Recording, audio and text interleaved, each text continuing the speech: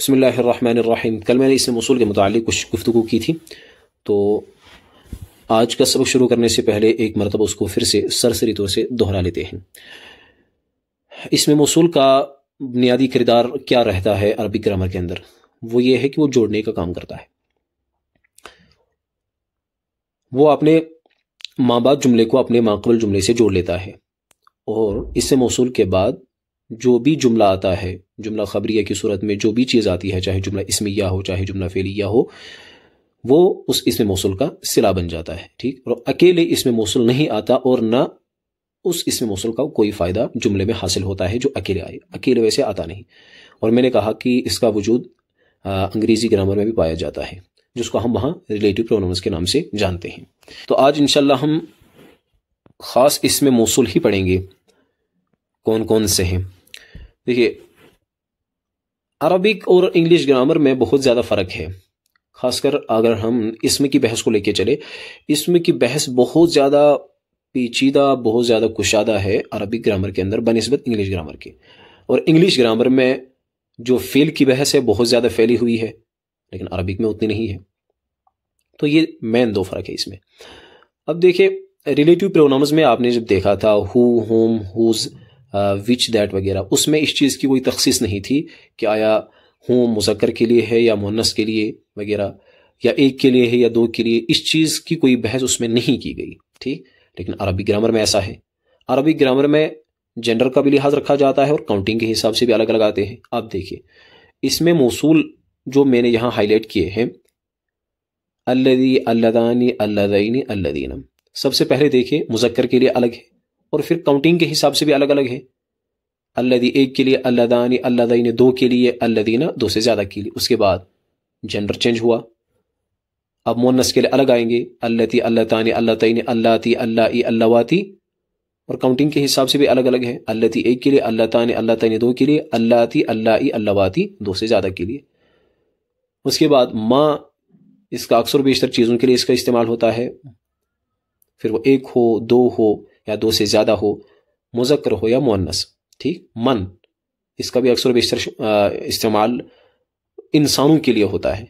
इसको हम अपनी इस्तिलाह में ज़विल उकुल और गैर ज़विल उकुल कहते हैं। यानी ज़विल उकुल उनको कहते हैं जिनको अक्ल होती है, उनके लिए मन इस्तेमाल होता है, और जिनको अक्ल नहीं होती है उनके लिए हम माँ को इस्तेमाल करते हैं। मन में भी ऐसा ही है, चाहे एक हो, दो हो, दो से ज़्यादा हो, मुज़क्कर हो, मुअन्नस, सब के लिए ये मन आता है। अय्युन और अय्यतुन में भी जेंडर का फ़र्क है, अय्युन मुज़क्कर के लिए, अय्यतुन मुअन्नस के लिए।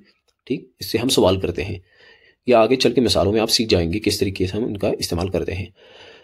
और एक और चीज़ इन्होंने इसमें मौसूल के अंदर ऐड की है, अलिफ लाम की बहुत सारी किस्में हैं, लेकिन यहाँ स्पेसिफिक जिस अलिफ लाम की बात ये कर रहे हैं, ये वह अलिफ लाम है जो कि इसमें मौसूल बन रहा है। वो अलिफ लाम है जो इसमें फ़ाइल और इसमें मफ़ऊल के शुरू में आता है, वो अल्लदी के माना में होता है।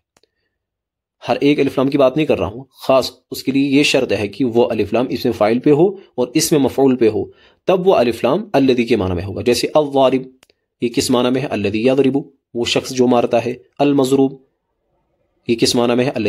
अल्लदी युज़रबु, वो शख्स जो मारा जाता है।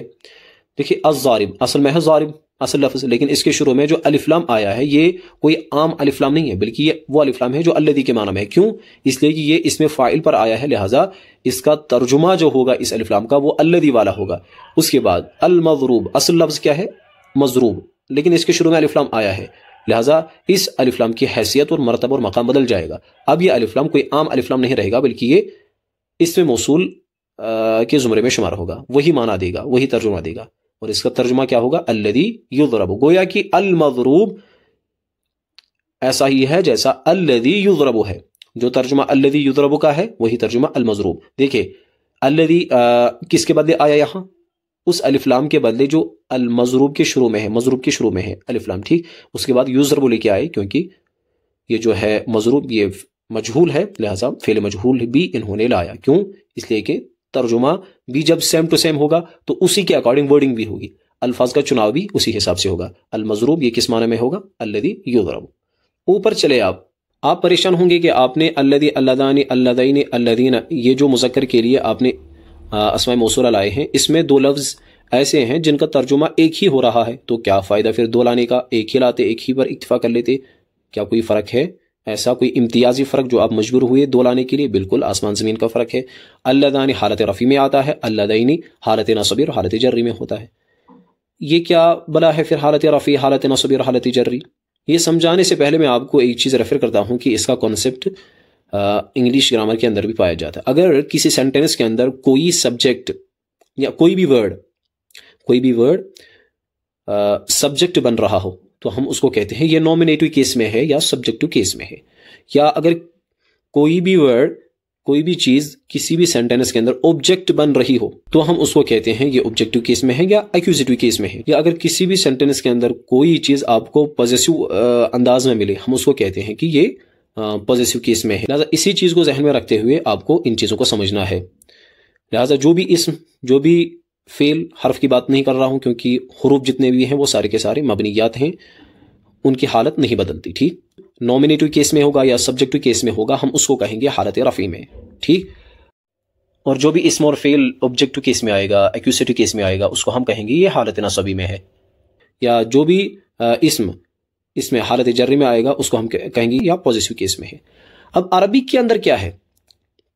अरबिक के अंदर एक और चीज है, वो क्या है कि अगर आपने देखा कि कोई भी लफ्ज वो पॉजिटिव केस में आए इंग्लिश के अंदर, या सब्जेक्टिव केस में आए या ऑब्जेक्टिव केस में आए, लेकिन वो लफ्ज, वो वर्ड जूं का त्यों रहता है, वो बदलता नहीं है।